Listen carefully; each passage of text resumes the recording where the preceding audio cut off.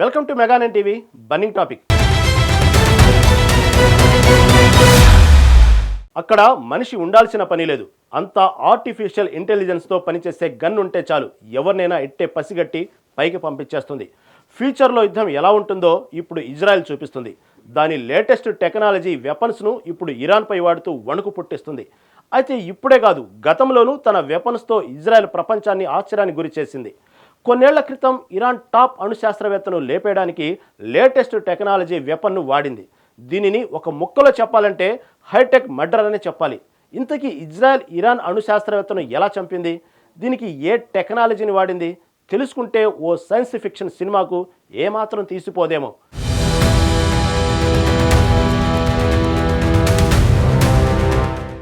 Iran అణు కార్యక్రమానికి నాయకుడిగా పరిగణించబడిన మొహ్సెన్ ఫఖ్రీజాదేహ్ 2020 నవంబర్ 27న టెహ్రాన్కు 80 కిలోమీటర్ల దూరంలోని అబ్జాడ్ అనే చిన్న పట్టణంలో హత్యకు గురయ్యాడు.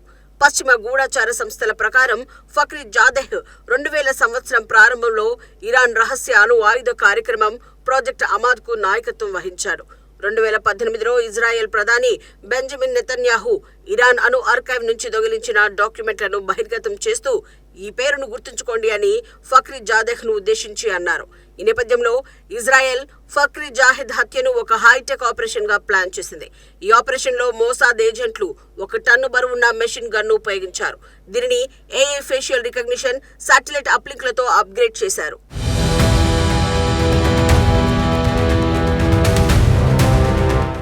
ఫఖ్రీజాదేహ్ తన భార్యతో కలిసి కాస్పియన్ సముద్ర తీరంలోని గెస్ట్ హౌస్ నుంచి మరో చోటికి కారులో బయలుదేరారు.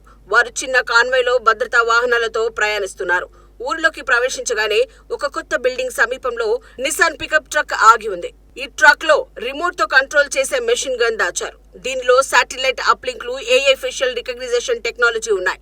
ఈ ఆయుధాన్ని ఇజ్రాయెల్ కు చెందిన మోసాద్ గూఢచార ఏజెంట్లు భాగాలుగా ఇరాన్ లోకి రహస్యంగా తీసుకొచ్చి ఆ సంస్థలో అసెంబుల్ చేశారు. ఈ గన్ను ఇజ్రాయెల్ నుంచి రిమోట్ గా నియంత్రించారు. అంటే ఆపరేషన్ సమయంలో ఒక్క ఏజెంట్ కూడా సంఘటనా స్థలంలో లేరు. ఈ హత్య 1 నిమిషం లోపు పూర్తయింది. ఫఖ్రీజాదేహ్ ఒక్కడినే టార్గెట్ చేశారు.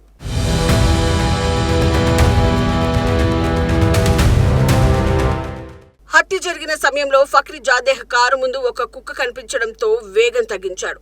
ఈ సమయంలో ట్రక్ లో దాచిన మెషిన్ గన్ ఆటోమేటిక్ గా యాక్టివేట్ అయ్యింది. ఏఐ ఫేషియల్ రికగ్నిషన్ టెక్నాలజీ ఫఖ్రీజాదేహ్ ముఖాన్ని గుర్తించి 13 బుల్లెట్లను ఖచ్చితంగా కాల్చింది. ఆశ్చర్యకరంగా అతని పక్కనే కూర్చున్న అతని భార్యకు ఒక్క గాయం కూడా కాలేదు. అంత ఖచ్చితమైన టార్గెటింగ్ ఈ ఆయుధంలో ఉంది. హత్య పూర్తయిన వెంటనే ట్రక్ లో అమర్చిన బాంబు పేలి ఆయుధం ధ్వంసమైంది. దీనివల్ల ఎలాంటి ఆధారాలు దొరకలేదు. ఈ ఆపరేషన్ లో ఇరాన్ రివల్యూషనరీ గార్డ్స్ భద్రతా వైఫల్యం స్పష్టమైంది. ఫఖ్రీజాదేహ్ హత్య ఇరాన్ అణు కార్యక్రమానికి భారీ ఎదురుదెబ్బ అని నిపుణులు అంటున్నారు.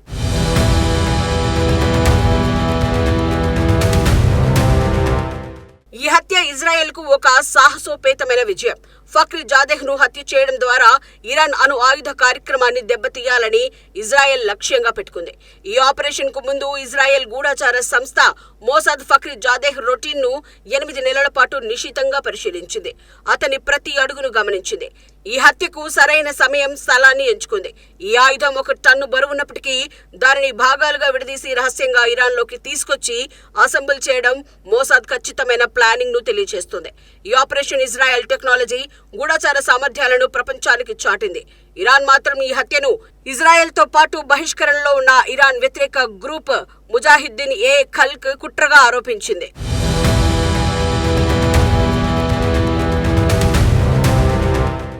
ఈ హత్య గూఢచార ఆపరేషన్లలో ఒక కొత్త యుగాన్ని సూచిస్తుంది. ఏఐ ఆధారిత రిమోట్గా నియంత్రించబడే ఆయుధాలు భవిష్యత్తులో ఇలాంటి ఆపరేషన్లను మరింత సులభతరం చేయవచ్చు. ఈ ఆయుధం డ్రోన్లతో పోలిస్తే చాలా బెటర్. ఆకాశంలో ఎటువంటి అలజడి రేపవు. దీనిని ఎక్కడైనా సెటప్ చేయొచ్చు. ఈ టెక్నాలజీ భద్రత, గూఢచార రంగాలను పూర్తిగా మార్చే సామర్థ్యం కలిగి ఉందని నిపుణులు అంటున్నారు. ఇరాన్ ఈ హత్యను ఖండిస్తూ దీనికి ప్రతీకారం తీర్చుకుంటామని హెచ్చరించింది. కానీ ఇజ్రాయెల్ ఈ ఆపరేషన్పై అధికారికంగా ఎలాంటి ప్రకటన చేయలేదు.